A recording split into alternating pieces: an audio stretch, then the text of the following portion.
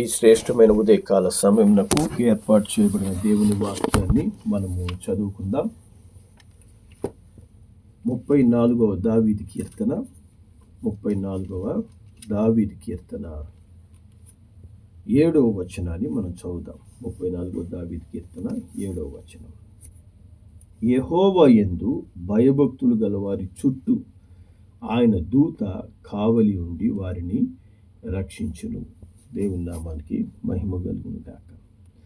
కాబట్టి దేవుడు ఆయన యందు భయభక్తులు గలవారికి ఒక అద్భుతమైన వాగ్దానాన్ని ఇస్తున్నాడు. ఏంటా వాగ్దానము? దేవుని దూత యొక్క కావలి, దేవుని దూతల యొక్క కాపుదల. హల్లెలూయా. దేవుని నామానికి మహిమ కలుగును గాక. ఎప్పుడైనా మనము ఈ వాక్యాన్ని నమ్మామా? ఈ వాక్యాన్ని చాలాసార్లు చదివి ఉంటాం. కానీ దేవుని దూత నిన్ను కావలి కాస్తది అని ఎప్పుడైనా నువ్వు అంగీకరించావా? అట్టి అనుభవాన్ని కోరుకున్నావా? దేవుని దూతలు నీకు తోడై ఉంటారని నీకు తెలుసా? చాలాసార్లు బాధాకరమైన విషయం ఏంటంటే, క్రైస్తవులు దెయ్యాన్ని నమ్ముతారు. దెయ్యం ఎక్కడ నన్ను పట్టుకుంటుందో, దెయ్యం ఎట్లా నన్ను బాధిస్తుందో, దెయ్యం ఏ విధంగా నన్ను పీడిస్తుందో అని దెయ్యానికి అద్భుతమైన శక్తిని వీళ్ళే కలగజేస్తుంటారు. దెయ్యం ఈరోజు ఈ విధమైన ఇబ్బందిని కలగజేసింది, దెయ్యం నా కుటుంబంలో ఇట్టి సమస్యను తెచ్చింది, దెయ్యం ఇటువంటి కలలు ఇస్తుంది, దేవుణ్ణి ఆరాధిస్తున్నారు, దెయ్యాన్ని ఆరాధిస్తున్నారు అనేది అర్థం కాదు. దేవుడు చెప్తున్నాడు, నువ్వు నా యందు భయము భక్తి కలిగి ఉంటే నీ చుట్టూ దేవుని దూత కావలి ఉంటది. నీ చుట్టూ దేవుని దూత తోడై ఉండి నిన్ను రక్షిస్తుంది. ఈ వాక్యము ఎప్పుడైనా మనము నమ్మి ఉంటే ఆ కాపుదల, ఆ రక్షణను మనము కోరుకుని ఉండేవాళ్ళం. బాధాకరమైన విషయం ఏంటంటే, మనం ఎప్పుడు కూడా దేవుని దూతలు ఉన్నారని, వారు మనల్ని రక్షిస్తారని మనం అంగీకరించము, దాన్ని నమ్మం. 91వ కీర్తన 10, 11, 12 వచనాలు. ఇక్కడ వాక్యం ఏం చెప్తుందంటే, నీకు అపాయం ఏమీ రాదు, ఏ తెగులు నీ గుడారము సమీపించదు, నీ మార్గములన్నిటిలో నిన్ను కాపాడుటకు ఆయన నిన్ను గూర్చి తన దూతలకు ఆజ్ఞాపించును, నీ పాదములకు రాయి తగలకుండా వారు నిన్ను తమ చేతుల మీద ఎత్తి పట్టుకొందురు. హల్లెలూయా. ఈ వాక్యం ఎవరి గురించి మాట్లాడుతుంది? ఈ వాక్యము దావీదుకు ఒక్కడికే కాపుదలంటనా? దావీదు భక్తునికి మట్టికే ఆ రక్షణ. మరి మనమందరం కూడా దెయ్యముల చేత బాధించబడ్డానికి రక్షించబడ్డామా? దేవుని బిడ్డలు రక్షణ పొందిన తరువాత కూడా దేవుని యొక్క రక్షణ నీకు ఇవ్వబడుతుంది. దేవుని దూతలు నిన్ను కాపాడుతాయి. నీకు అపాయము రాదు, ఏ తెగులు నీ గుడారాన్ని సమీపించకుండా వారు నిన్ను రక్షిస్తారు. నువ్వు ఏ మార్గంలో వెళ్తున్నా, నువ్వు అరణ్యంలో వెళ్తున్నా, పట్ట పగలు రోడ్లో నడుస్తున్నా, నువ్వు కటిక చీకటిలో తిరుగుతున్నా, నువ్వు ఏ స్థలమందు ఉన్నా, నీ మార్గములన్నిటిలో నిన్ను కాపాడడానికి ఆయన తన దూతలకు ఆజ్ఞ ఇస్తాడు, వాళ్ళు నిన్ను రక్షిస్తారు అని దేవుని వాక్యం చెప్పిందని ఎప్పుడైనా తెలుసా? మనం ఎప్పుడైనా దాన్ని నమ్మామా? ఆ విధమైనటువంటి ప్రార్థన మనం చేస్తున్నామా? దేవుని బిడ్డలు ఇటు ప్రార్థన చేయరు, ఇటువంటి సహాయాన్ని కోరుకోరు. అందుకని అనేకమైన సమస్యలు, ఇబ్బందుల్లో చేరిపోతుంటారు. చాలామంది ఆలోచన ఏంటంటే, దేవుని దూతలు నాకు సహాయం చేస్తాయా? దేవుని దూతలు మరి ఎవరో అతి పరిశుద్ధులైనటువంటి మోషేకో, లేకపోతే ఇంకా ఎవరో పరిశుద్ధులైనటువంటి మరి భూమి మీదకి వచ్చిన దేవుని కుమారుడైన యేసయ్యకో సహాయం చేస్తారు. కానీ దేవుని దూతలు నన్ను, నా కుటుంబాన్ని రక్షించగలరా? నన్ను కాపాడడానికి దేవదూతలు వస్తారా అనేది అతిపెద్ద జవాబు లేని ప్రశ్న. కొన్ని దేవుని వాక్యాన్ని మొదట నమ్ముతే కదా, దేవుని వాక్యం ఏం చెప్తుందో దాన్ని మొదట మనం నమ్మాలి. దేవుని బిడ్డలుగా ఈ వాక్యం ఏం చెప్తుందని నువ్వు నమ్మితే దాని ఫలాన్ని నువ్వు అనుభవిస్తావు, దాని యొక్క ఆశీర్వాదాన్ని నువ్వు చూస్తావు. మరి దేవదూతల గురించి దేవుని వాక్యము ఏం చెప్తుంది? దేవదూతలు ఎవరి కొరకు ఏర్పాటు చేయబడ్డారు? దేవదూతలు పరలోకంలో ఉండడానికి మట్టుకేనా? ఇంకేదన్నా వాళ్ళు ఏమైనా చేస్తారా? పరిశుద్ధ గ్రంథంలో మనం ఆది కాండం నుంచి ప్రకటన గ్రంథం దాకా ప్రతి స్థలములో కూడా దేవదూతలు చేసిన కార్యాలు రాయబడి ఉంటాయి. దేవదూతలు ఏ విధంగా మరి ఒక్కొక్కరికి సహాయం చేశాయని రాయబడి ఉంటాయి. మరి మొదటి రాజుల గ్రంథం 19వ అధ్యాయంలోకి మనం వెళ్తే, మొదటి రాజులు 19వ అధ్యాయము, ఇక్కడ దేవుని వాక్యంలో ఏలియా అనేటువంటి దైవజనుడు, ఆయన మరి తను యెజబెల్ ద్వారా శోధించబడి మరి మరణ భయముతో ఒక స్థలములోకి వెళ్ళి ఆయన దాక్కొని ఉంటున్నాడు. అప్పుడు అక్కడ ఏం జరుగుతుంది? ఆయన నేను చనిపోతానయ్యా చాలు ఇంకా అని ప్రార్థన చేశాడట. ప్రార్థన చేసినప్పుడు 19వ అధ్యాయము 5వ వచనంలో వాక్యం చెప్తుంది, అతడు బదరీ వృక్షం కింద పరుండి నిద్రించుచుండగా ఒక దేవదూత వచ్చి అతన్ని ముట్టి నువ్వు లేచి భోజనం చేయమని చెప్పాను.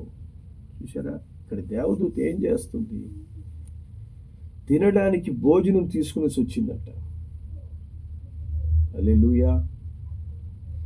దేవదూతలు భోజనం తీసుకొస్తారా? దేవదూతలు దేవుని బిడ్డలకు సహాయం చేస్తారా? దేవదూతలు మరి నాకు ఆకలి వేసినప్పుడు సహాయం చేస్తారా? ఇక్కడ అదే జరుగుతుంది, సహాయం చేస్తారు. ఆయన ముట్టి భోజనం చేయమని చెప్తున్నాడు. ఆయన ఏం చేస్తున్నాడంట?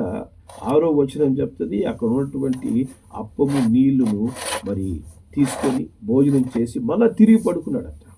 పడుకుంటే మళ్ళా 7వ వచనం చెప్తుంది, అయితే యెహోవా దూత 2వ మారు వచ్చి అతను ముట్టి శక్తికి మించిన ప్రయాణం నీకు సిద్ధమై ఉన్నది, నువ్వు లేచి భోజనం చేయమని చెప్పినప్పుడు అతను లేచి భోజనం చేశాడు. అంటే 2 సార్లు భోజనం పెట్టింది ఎవరు? దేవదూత. 2 సార్లు వచ్చి భోజనం చేయి, సిద్ధపడు, నువ్వు ప్రయాణం చేయాలి. హల్లెలూయా. దేవదూతలు సహాయం చేస్తున్నారు. అతని యొక్క బాధ, మరణించాలనేటువంటి వేదన, బతుకెందుకు అనుకుంటున్నటువంటి పరిస్థితిలో దేవదూతలు వచ్చి సహాయం చేస్తున్నారంట.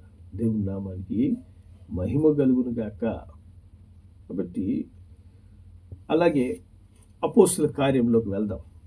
అపోస్తుల కార్యములు 5వ అధ్యాయం. అపోస్తుల కార్యములు 5వ అధ్యాయం మరి 18 నుంచి 20 వచనాల దాకా మనం చదువుదాం.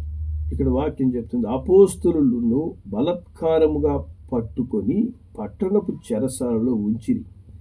అయితే ప్రభువు దూత రాత్రివేళ ఆ చెరసాల తలుపులు తీసి వారిని వెలుపలికి తీసుకొచ్చి, మీరు వెళ్ళి దేవాలయంలో నిలవబడి ఈ జీవమును గూర్చిన మాటలన్నీ ప్రజలతో చెప్పుడని వారితో అనెను. కాబట్టి అపోస్తులను ఇక్కడ చెరసాలలో వేసి తలుపు లాక్ చేసి పెడితే దేవుని దూత ఇక్కడ ఏం చేస్తుంది? గొల్లెని తీసిందంట, తలుపు తీస్తుంది. తలుపు తీసి రండి, బయటికి రండి, పోయేసి అక్కడ పోయి దేవుని వాక్యం చెప్పండి. హల్లెలూయా. ఈ దేవదూతలు చిన్న చిన్న పనులు కూడా చేస్తారా? అన్ని సమయాల్లో దేవదూతలు దేవుని బిడ్డలకు సహాయం చేస్తారు. చెరసాల తలుపులు తీశారు, తినడానికి భోజనం పెట్టారు. మనం అనుకోవచ్చు, ఏలియా అంటే దేవునితో నడిచిన వ్యక్తి, మరి అగ్ని రథాలు ఆయన్ని చనిపోకుండా అలాగే తీసుకెళ్ళిపోయాయి కాబట్టి ఆయనతో దేవదూతలు మాట్లాడతారు. సరే, ఇక్కడైతే యేసు ప్రభుతో ఉన్నటువంటి అపోస్తులయ్యా వీళ్ళు, 12 మంది అపోస్తులు. వీళ్ళని జైల్లో వేస్తే దేవదూతలు ఎందుకు రావు? ఖచ్చితంగా వీళ్ళని కాపాడడానికి దేవదూతలు ఖచ్చితంగా రావాల్సిందే. కాబట్టి వాళ్ళ తలుపులు తీసాయి. కానీ నాకు తలుపులు తీస్తాయా? నాకు సహాయం చేస్తాయా?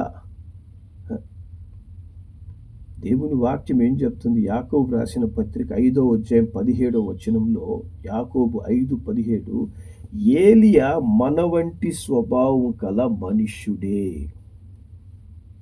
ఏలియా ఇటువంటి వాడంట, నీలాంటి నాలాంటి స్వభావం కలిగినటువంటి మనిషి మాత్రమే. ఆయనేమి పరలోకం నుంచి ఊడిపడిన వ్యక్తి కాదు. దేవుడు ఆయన్ని ఎన్నుకున్నాడు, ఆయన వాడుకున్నాడు, తను చేయాల్సిన కార్యాలు చేశాడు. హల్లెలూయా. కానీ ఎటువంటి వాడు ఏలియా? మరి మన వంటి స్వభావం కలిగిన మనిషి. మనం అనుకోవచ్చు వీళ్ళందరూ మహాపరిశుద్ధులు కాబట్టి వీళ్ళకి మట్టుకి దేవదూతలు సహాయం చేస్తారు. మరి అలాంటప్పుడు మనకందరికీ తెలిసిన సంభవం ఒకటి ఉంది. ఏంటి? లూకా సువార్త 2వ అధ్యాయంలో యేసు ప్రభు పుట్టినప్పుడు అక్కడ ఏం జరుగుతుంది? 8వ వచనంలో మనం గమనిస్తే, ఆ దేశంలో కొందరు గొర్రెల కాపరులు పొలంలో ఉండి రాత్రి వేళ మందను కాచుకుని చుండగా ప్రభు దూత వారి యొద్దకు వచ్చి నీళ్ళిచ్చాను. ఎవరి దగ్గర నిలబడింది ప్రభు దూత? ఎవరి దగ్గరకు వచ్చి మాట్లాడుతుంది? ఏలియాతోనా? అపోస్తులతోనా? యేసు ప్రభుతోనా? ఎవరితో మాట్లాడుతుంది ఇక్కడ? గొర్రెల కాపరులు. సమాజంలో ఎటువంటి గుర్తింపు, ఎటువంటి గౌరవం లేనటువంటి మరి సామాన్యులైనటువంటి గొర్రెల కాపరి ఎద్దుకు దేవదూత వచ్చి మాట్లాడుతుందంట. హల్లెలూయా. మరి దేవదూత సామాన్యులతో మాట్లాడగలదా? సామాన్యులకు సహాయం చేయగలదా? వీళ్ళు ఏలియా కాదు, వీళ్ళు అపోస్తులు కాదు. వీళ్ళెవరు? గొర్రెల కాపర్లు. వీళ్ళ యొద్దకు దేవుని దూత వచ్చి మాట్లాడుతుంది. హల్లెలూయా. ఇప్పుడు దేవదూతలు నీతో మాట్లాడగలరా? నీకు సహాయం చేస్తారా? అంటే గొర్రెల కాపర్ల కంటే మనం ఇంకా పనికి వాళ్ళని మారం అనుకుంటున్నారా? దానికంటే పనికి మాలిన వాళ్ళం కాబట్టి, వ్యర్థమైన వాళ్ళం కాబట్టి దేవదూతలు నాకు ఎట్టి పరిస్థితుల్లో సహాయం చేయరు. దేవదూతలు వాళ్ళకి సహాయం చేస్తారేమో, దేవదూతలు నాకు సహాయం చేస్తారా? చూడండి, మత్తయి సువార్త 18వ అధ్యాయంలోకి వెళ్దాం. మత్తయి సువార్త 18వ అధ్యాయంలో మొదటి 3 వచనాలు మనం చదువుతాం. ఇక్కడ వాక్యం చెప్తుంది, ఆ కాలంలో శిష్యులు యేసునొద్దకు వచ్చి పరలోక రాజ్యంలో ఎవడు గొప్పవాడు అని అడగగా, ఆయన ఒక చిన్న బిడ్డను తన యొద్దకు పిలిచి వారి మధ్య నిలవబెట్టి ఇట్లనెను, మీరు మార్పు నొంది బిడ్డల వంటి వారైతేనే గాని పరలోక రాజ్యంలో ప్రవేశింపరని మీతో నిశ్చయంగా చెప్పుచున్నాను. కాబట్టి ఇక్కడ ఒక చిన్న బిడ్డను తీసుకొచ్చి నిలబెట్టి యేసయ్య అంటున్నాడు, ఈ బిడ్డలాంటి మనస్సు మీకు ఉండకపోతే మీరు పరలోక రాజ్యంలోనికి ప్రవేశించరు. అలాగే అదే అధ్యాయము 10వ వచనం మనం చదివితే ఇక్కడ వాక్యం చెప్తుంది, ఈ చిన్న వారిలో ఒకరినైనను తృణీకరింపకుండా చూసుకొనండి. వీరి దూతలు పరలోకమందున్న తండ్రి ముఖము ఎల్లప్పుడూ పరలోకమందు చూచుచుందురని మీతో చెప్పుచున్నాను. హల్లెలూయా. ఈ చిన్నవారిలో ఎవరిని కూడా బాధ పెట్టే విధమైన పనులు చేయొద్దండి. ఎందుకంటే వీరి కొరకు ఏర్పాటు చేసిన దూతలు ఉన్నారు. ఈ చిన్న బిడ్డల్ని కాపాడడం కోసం దేవుడు ఏర్పరిచిన దూతలు ఉన్నారే, వాళ్ళు ఎల్లప్పుడూ దేవుని సన్నిధిలో నిలబడి దేవుడు ఎటువంటి ఆజ్ఞ ఇస్తాడు, ఏ విధంగా ఈ చిన్న బిడ్డల్ని కాపాడాలి, అలాగే దేవుని యందు భయము భక్తి కలిగి ఈ చిన్న బిడ్డల వంటి స్వభావం కలిగి ఎవరైతే హృదయపూర్వకంగా దేవుని యందు విశ్వాసం ఉంచుంటారో, మారు మనసు పొందుకొని మరి కఠినత్వం లేని, మొండి స్వభావం లేని, దేవుని వాక్యాన్ని సంపూర్ణంగా నమ్మేటటువంటి చిన్న బిడ్డ స్వభావం ఉంటుంది, వారి కొరకు కాపలాగా దేవుడిచ్చిన దూతలంట ఎప్పుడు సిద్ధంగా ఉంటారంట. ఏ విధంగా నన్ను కాపాడమంటావయ్యా? పాదాలకు రాయి తగలకూడదా? లేదా వారు ఆర్థికంగా ఇబ్బంది పడుతున్నారా? లేదా కుటుంబంలో పరిస్థితులు వస్తున్నాయా, సమస్యలు వస్తున్నాయా, లేదా అపవాది చేత బాధించబడుతున్నాయా? ఏ సమస్య ఉంది, ఆ సమస్యకు దేవా నువ్వు చెప్పు, నేను వెళ్ళి సహాయం చేస్తాను అని దేవుడు చెప్పగానే సహాయం చేయడానికి దూతలు రెడీగా ఉంటారంట. హల్లెలూయా. మరి ఆ దూతల సహాయం నువ్వు ఎప్పుడైనా పొందుకున్నావా? ఆ దూతలు నీకు ఎప్పుడైనా సహాయం చేశారా? దేవుని దూతలు దేవుని బిడ్డలకు ప్రతి స్థలములో సహాయం చేస్తారు. నీవు మనోనేత్రాలు తెరవబడితే ఎప్పుడు నువ్వు దేవదూతలను చూడగలవు. దేవదూతలు నీతో మాట్లాడగలరు. దేవదూతలని వాళ్ళు ఉన్నారు. దేవదూతలు నాకు సహాయం చేయడానికి ఏర్పరచబడిన వారు అనేది మనము నమ్మము కాబట్టి ఆ యొక్క బెనిఫిట్ మనం పొందుకోవడం లేదు, ఆ సహాయాన్ని మనం పొందుకోవడం లేదు. చాలాసార్లు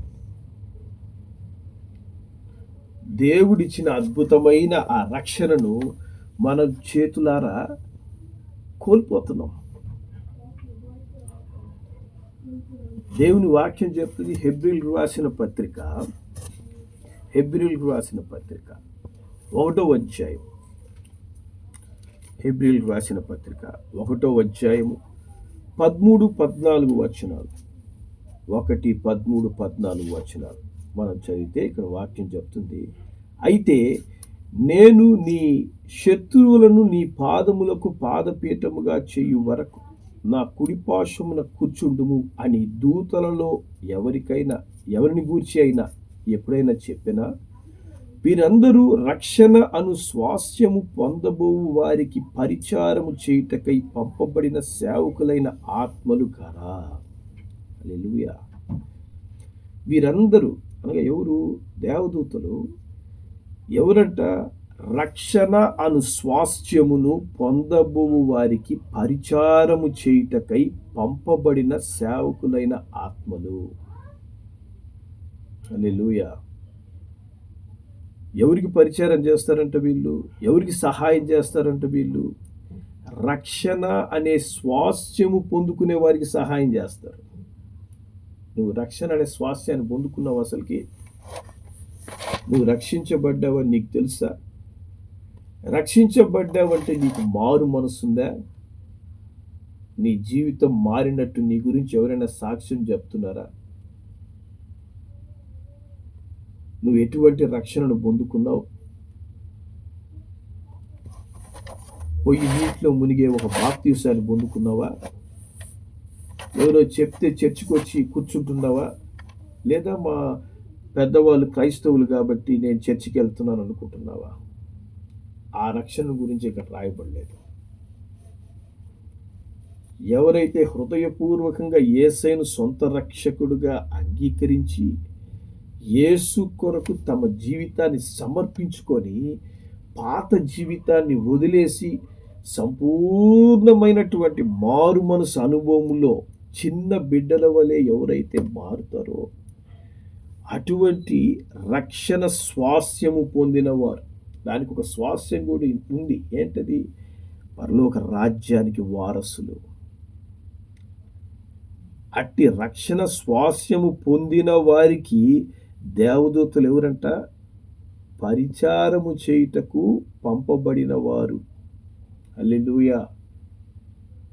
దేవుని మహాకృపను బట్టి నేను అనేక సార్లు దేవదూతలను చూసేందుకు, దేవదూతల యొక్క సహాయాన్ని పొందుకునేందుకు, దేవదూతలు పలు రకాలైనటువంటి పరిస్థితుల గుండా సహాయం చేయడం, అనుభవించేందుకు దేవుడు కృప దయచేశాడు. దేవుడు మనుషుల రూపంలో, ఈ దేవదూతలు మనుషుల రూపంలో కూడా చాలాసార్లు సహాయం చేస్తున్నారు. మన పరిస్థితి ఏంటి? బైబిల్ కథల పుస్తకం కాదు. ఫస్ట్ ఆఫ్ ఆల్ ఇది ఒక కథల పుస్తకం అనుకుని నువ్వు చదివితే అది నీకు కథల పుస్తకమే. చిన్నప్పుడు చదివినటువంటి బాలమిత్ర, చందమామ కథల పుస్తకం లాంటి ఇది ఒక కథల పుస్తకం అంటే నీకు కథల పుస్తకంగానే ఉంటుంది. ఈ రాయబడిన ప్రతి మాట నా జీవితంలో నెరవేరడానికి దేవుడు రాసి పెట్టాడు. నేను కూడా రక్షణ స్వాస్థ్యాన్ని పొందుకున్నాను కాబట్టి ఈ అనుభవాలన్నీ నేను అనుభవించాలి అనే ఆ ఆశ, తపన, ఆకాంక్ష నీలో ఉన్నప్పుడు దేవునితో నువ్వు నడవడం స్టార్ట్ చేస్తావు. దేవునితో నడుస్తున్నప్పుడు దేవదూతలు నీకు సహాయం చేయడం ప్రారంభిస్తాయి. ఊరికే ఏదో నిద్ర లేశాను కాబట్టి వాక్యం వింటాను, ఆదివారం వచ్చింది కాబట్టి చర్చికి పోతాను, సమయం ఉంటే బైబిల్ చదువుతాను, దేవదూతల సహాయం కాదు కదా. ఇక ఏ సహాయం ఉండదు. అందుకే మనిషి దెయ్యం అంటే భయం. ఏ దెయ్యం ఎప్పుడు పట్టుకుంటుందో, ఏ దెయ్యం నా దగ్గరకు వస్తుందో, ఏ దెయ్యం వచ్చి నాకు ఏ సహాయం చేస్తుందో, దెయ్యాలు సహాయాలు చేసే విధంగా తయారైపోయినారు. ఎప్పుడు దేవదూతల సహాయాలు పొందుకుంటారు? ఎప్పుడు మనం మారుతాం? మైండ్ మార్చాలి. మనం దేవుని వాక్యాన్ని చిన్న బిడ్డల వలె మనం నమ్మగలిగినప్పుడు దేవదూతల రక్షణను మనం అనుభవిస్తాం. దేవదూతల కాపుదలను మనం అనుభవిస్తాం. దెయ్యమును నమ్మేది ఆపి దేవదూతలని నమ్మండి, దేవుణ్ణి నమ్మండి, వారి రక్షణను కోరుకోండి. దేవుడు అద్భుతమైన రక్షణను మనకు అనుగ్రహిస్తాడు. దేవదూతలు ప్రతి క్షణం నీకు సహాయం చేయడానికి సిద్ధంగా ఉంటారు. మనము ఆసక్తి కలిగి కోరుకున్నప్పుడు దేవదూతలు మనకు సహాయం చేస్తారు. ఈ వాక్యాన్ని తిరిగి మనం రేపు కొనసాగిద్దాం, ప్రార్థన చేద్దాం. పరిశుద్ధుడైన మా తండ్రి, కృప కలిగిన మా నాయన, నీకు వందనాలు, స్తోత్రాలు చెల్లిస్తున్నాం. యెహోవా యందు భయభక్తులు గల వారి చుట్టూ దేవుని దూతలు కావలి ఉంటారు అని, వారిని రక్షిస్తారని మీరు చెప్తున్నందుకు స్తోత్రాలు చెల్లిస్తున్నాం. అయినా మా కళ్ళు ఈ యుగ దేవత గుడ్డితనం వల్ల తండ్రి, దేవదూతలు మాకు సహాయం చేస్తారని, వారు మాకు ఎప్పుడు తోడై ఉంటారనే సత్యము మేము నమ్మలేకపోతున్నాం. ఆ గుడ్డితనం నుంచి మమ్మల్ని బయటికి తీసుకురండి. మనోనేత్రాలు తెరవండి. దేవదూతల యొక్క సహాయాన్ని అనుభవించేందుకు అయినా మమ్మల్ని ఆత్మానుసారులుగా మార్చండి. దేవుని వాక్యాన్ని మొదట నమ్మడం మాకు నేర్పించండి. దేవుని వాక్యం ఉన్న ప్రతి మాట నిజమని మేము అంగీకరించే హృదయాన్ని మాకు దయచేయండి. దేవుడు సర్వశక్తిమంతుడని విశ్వాసం మాకు అనుగ్రహించండి. మమ్మల్ని, మా కుటుంబంలోని మీ కాపుదలకు అప్పగిస్తూ యేసు నామములో ప్రార్థిస్తున్నాము తండ్రి. ఆమేన్.